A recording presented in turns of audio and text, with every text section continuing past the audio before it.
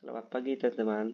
Di sini saya akan membahas materi tentang kapabilitas teknologi digital bab 1. Perkenalkan, nama saya Depri Septiani, Prodi Sistem Informasi NIM 202504003.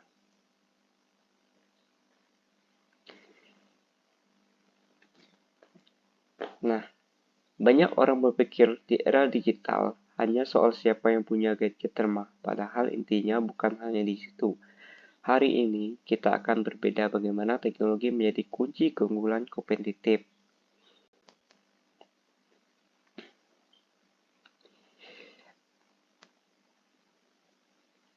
Kita hidup di era industri 4.0.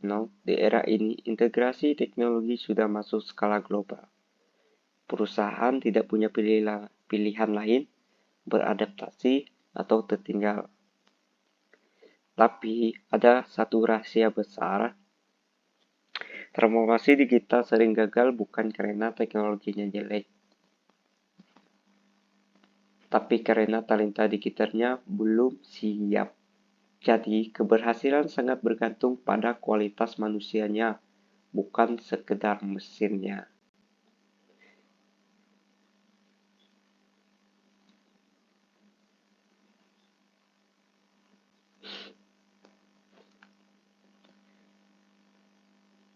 Lantas, apa sebenarnya kapasitas TI itu? Definisinya sederhana, tapi dalam ini adalah kemampuan organisasi untuk memobilisasi dan menyatukan sumber daya TI dengan sumber daya lainnya. Tujuannya jelas, menciptakan perbedaan yang membuat kita lebih unggul dari pesaing, mengurangi biaya, dan meningkatkan profit.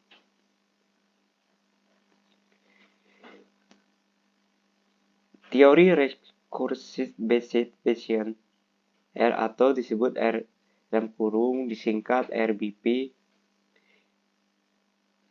Untuk menilainya, kita gunakan teori Research Based Vision RBP. Menurut teori ini, teknologi informasi baru dianggap sebagai aset strategis kalau memenuhi 4 syarat ini.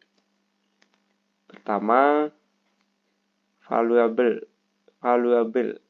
atau disebut berharga, langka atau rare, sulit ditiru, imperfectly imitable, sulit digantikan atau disebut non-substitutable.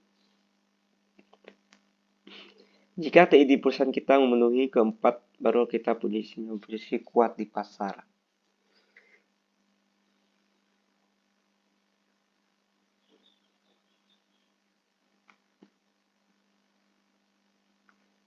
Tiga dimensi kapabilitas TI.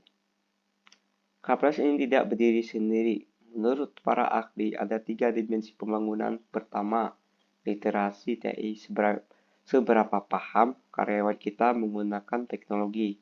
Kedua, operasi TI, apakah teknologi benar-benar dipakai untuk kerja sehari-hari atau cuma pajangan. Ketiga, infrastruktur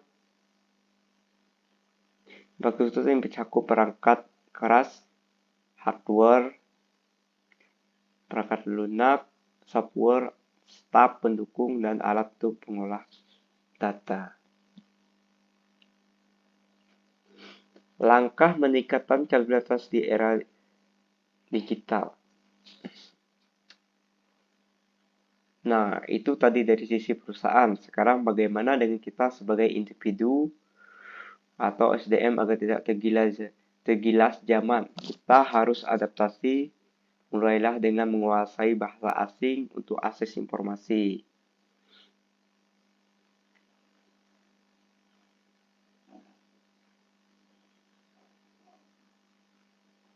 Lalu seimbangan antara hard skill dan soft skill. Ini akan membantu persona branding kita menjadi tenaga kerja yang tak tergantikan.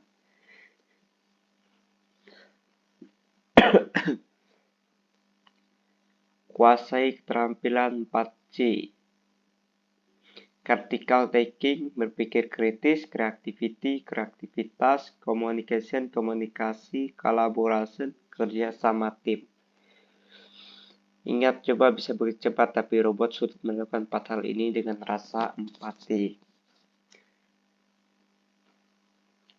Miliki growth mindset, pola pikir berkembang, fokus pada pencarian solusi masalah dan keinginan untuk terus belajar hal-hal baru, bukan sekedar mengandalkan kecerdasan bawaan.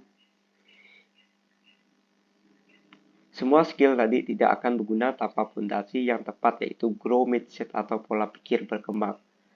Orang dengan growth mindset tidak pasrah dengan bakat bawaan, mereka fokus cari solusi dan selalu lapar untuk belajar hal baru. Inilah mentalitas pemenang di era digital.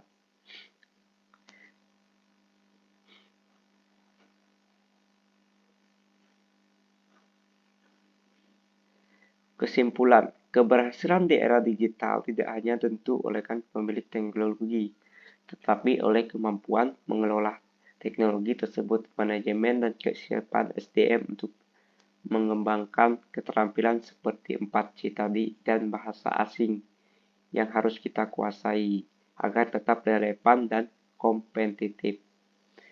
Hanya itu saja presentasi dari saya.